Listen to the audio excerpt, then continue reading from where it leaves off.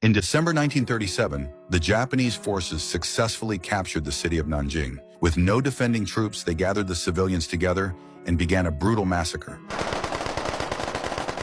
But the horrors didn't stop there. Many people were buried alive, with only their heads left exposed, while the Japanese soldiers danced on top of them. Even more disgusting, they locked civilians in warehouses, poured gasoline on them, and set them on fire with torches.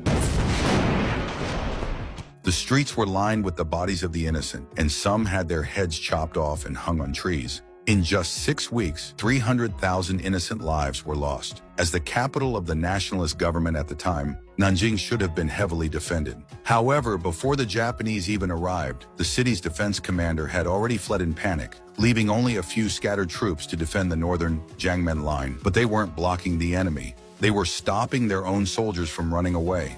A human wall made up of their bodies couldn't hold back their demoralized comrades. In the end, everyone fled, leaving only the injured and the helpless civilians behind. The Japanese swiftly captured the city, and within a day, Nanjing had turned into a wasteland. Meanwhile, reinforcements kept arriving. Eventually, they found a group of civilians hiding in a church. The Japanese soldiers marched them to various execution sites. Among them were a few prisoners of war, including Lu Jianxiong. They were all standing at the edge of death, with no strength to resist. But unexpectedly, Lu Jianxiong stood up and declared that he would face death standing. Then a child stood up, followed by more and more soldiers who also rose to their feet. Their cries echoed through the air, and that's when the Japanese began their brutal slaughter.